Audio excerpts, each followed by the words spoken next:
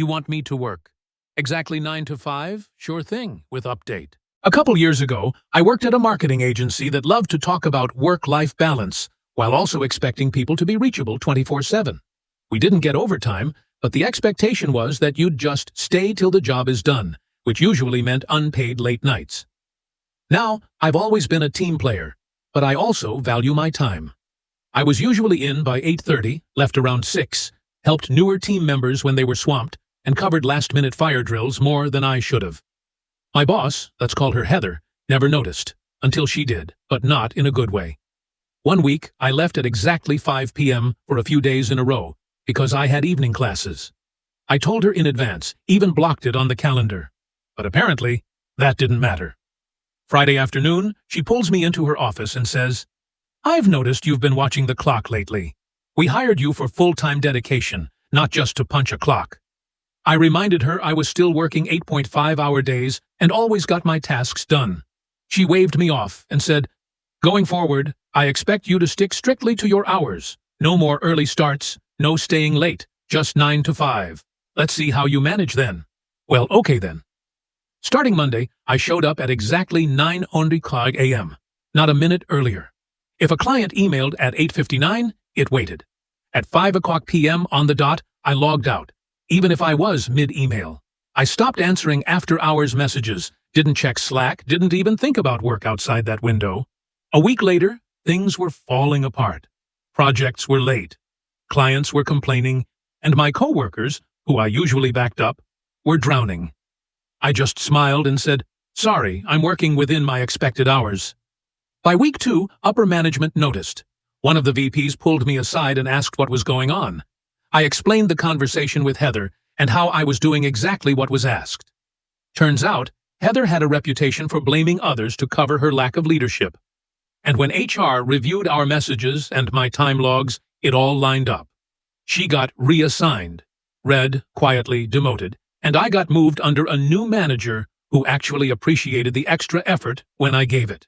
And the best part? That VP told me, "If you're ever ready to move up, let me know." Funny how sticking to the rules can work in your favor when people expect you to bend over backwards for free. Make sure to like and subscribe for more stories. The full story is linked in the description. Update. Hey everyone! A few folks messaged me asking what happened after my last post about the whole stick to your hours, malicious compliance story. Well, buckle up, because it gets better. So after Heather got quietly shuffled out of her role, and I got a new manager, shout out to Kelly, you absolute legend, things improved for a while. Kelly respected boundaries, actually gave a crap about the team, and even pushed for clearer processes so we weren't stuck doing 12 things last minute. But the bigger problem? The company itself.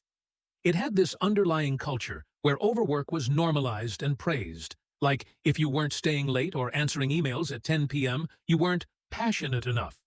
Even with Kelly trying her best, we were all basically bailing water out of a sinking boat with a spoon. Around this time, a friend of mine who had left the industry hit me up. He was now working for a remote-first startup in the tech space. Not one of those toxic hustle bro ones, but an actually organized, well-run team with leadership that cared. Unlimited PTO that people actually used, no expectation of after-hours communication, and shocker, the company was doing great. He sent my resume in, I got an interview, and it was like stepping into another world. They asked thoughtful questions, cared more about how I solved problems than buzzwords on a resume, and best of all, they ended the final interview with, "We don't just want someone good. We want someone who enjoys working here." I got the offer a week later. 20% pay bump. Full remote. Actual, honest-to-God work-life balance. So I put in my 2 weeks. Heather wasn't around to see it, but word got back to her and apparently she had opinions. My old VP reached out to say they were sad to see me go, but completely understood. Kelly wished me luck and told me she was already updating some team policies based on stuff I'd helped set up.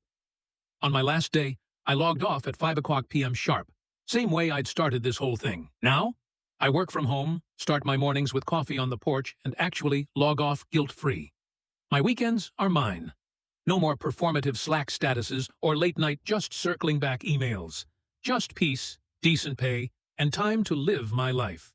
Sometimes, the best malicious compliance is using their own rules to build your runway and take off somewhere Make better. sure to like and subscribe for more satisfying stories like this.